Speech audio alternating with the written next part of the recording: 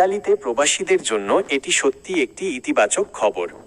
সম্প্রতি ইতালি সরকার ভিসা এবং work permit নুল্লা ওস্টা সংক্রান্ত জটিলতা নিরসনে বেশ কিছু গুরুত্বপূর্ণ পদক্ষেপ নিয়েছে। বিশেষ করে যারা সিজনাল এবং নন সিজনাল ভিসার জন্য আবেদন করে দীর্ঘ সময় অপেক্ষায় ছিলেন, তাদের জন্য নিচের আপডেটগুলো অত্যন্ত কার্যকর হতে পারে। প্রধান পরিবর্তন ও সুখবর সমূহ। ভিসা প্রক্রিয়া সহজীকরণ। ইতালি সরকার ঘোষণা করেছে যে এখন থেকে সিজনাল ওয়ার্ক পারমিটের জন্য অপেক্ষার সময় কমিয়ে আনা হবে।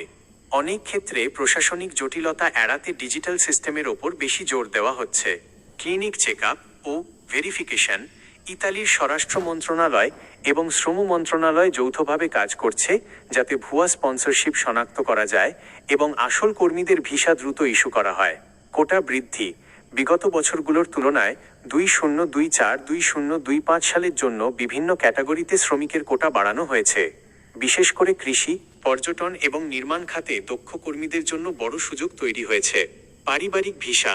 যারা ইতিমধ্যে ইতালিতে বৈধভাবে আছেন, তাদের পরিবারের সদস্যদের নিয়ে যাওয়ার ফ্যামিলি রিউনিয়ন প্রক্রিয়াও আগের চেয়ে কিছুটা গতিশীল করার উদ্যোগ নেওয়া হয়েছে।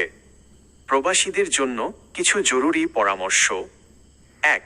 দালাল থেকে সাবধান। যে কোনো সুখবরের সুযোগ নিয়ে দালাল চক্র সক্রিয় হয়ে ওঠে। সবসময় অফিসিয়াল গেজেট বা ইতালিয়ান অ্যাম্বাসির ওয়েবসাইট ফলো করা উচিত। 2. ডকুমেন্ট যাচাই। আপনার নুলা ওস্তা বা ওয়ার্ক পারমিটটি সঠিক কিনা তা ইতালির সংশ্লিষ্ট প্রিফেকচুরা সাইট থেকে যাচাই করে নেওয়া বুদ্ধিমানের কাজ। 3.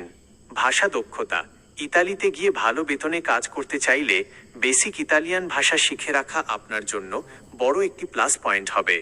ইতালির এই নতুন সিদ্ধান্তে শুধু বাংলাদেশ নয়, বরং দক্ষিণ এশিয়ার অনেক দেশের কর্মীদের জন্যই নতুন সম্ভাবনার দুয়ার খুলেছে।